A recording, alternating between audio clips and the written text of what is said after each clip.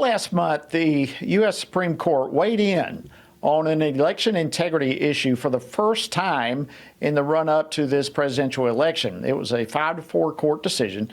The justices reinstated a provision in Arizona's election law that requires residents to prove U.S. citizenship when registering to vote using the state registration form.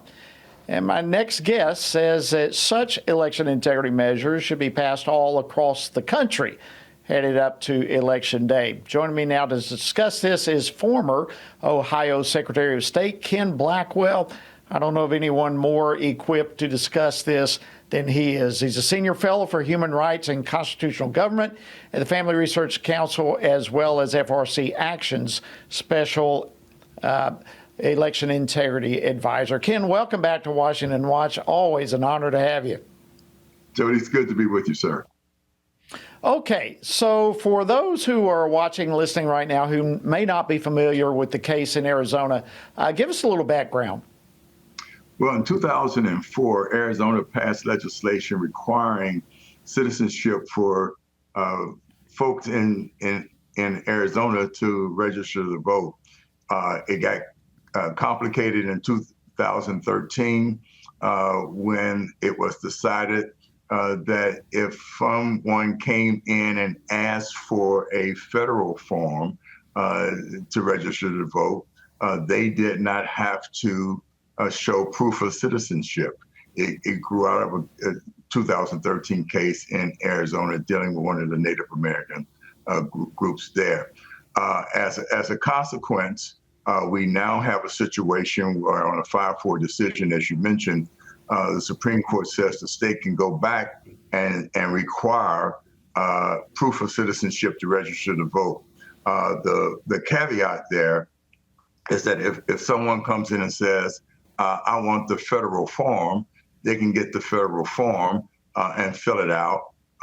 And what that means is that you have a situation where if the state hasn't divided up there and printed off 2 sets of ballots, one for the feds and one for the fed and state together, you have a situation where they still have to hand over that that ballot to that citizen that hasn't proved, or excuse me, to that registrant that hasn't proved that he or she is a citizen. So it's convoluted, but here's what we know, Jody.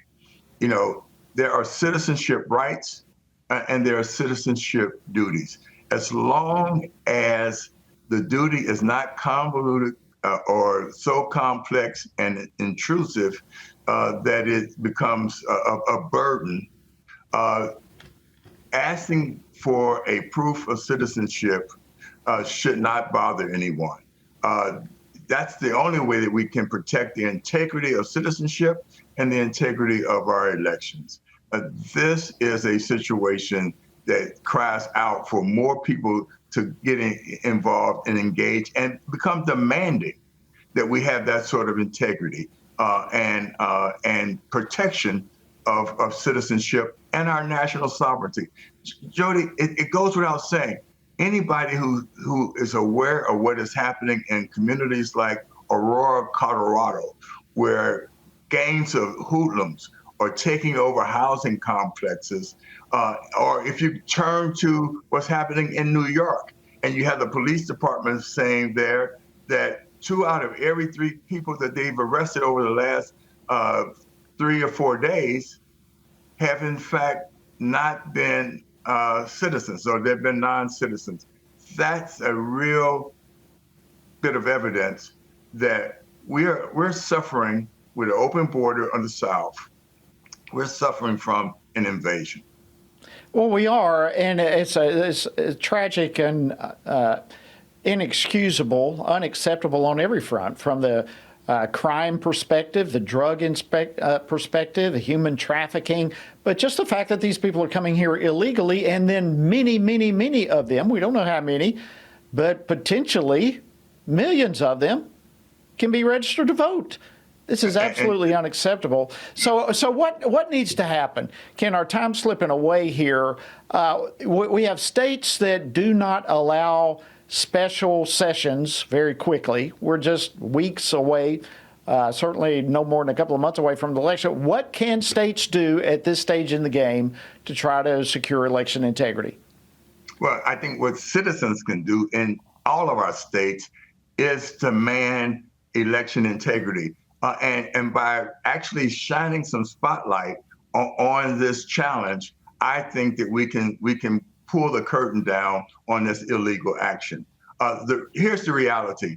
Yeah, people can claim that that doesn't happen often, but when you have local elections decided by 1 or 2 votes, when you have, elections at the federal level for president in 3 states only separated by, less than 100,000 votes, every vote counts. And so protecting the integrity of the system by making sure that there's no illegal vote that cancels out a legal ballot is prudent. We cannot sit on the sidelines. We, in fact, can't give somebody else the responsibility.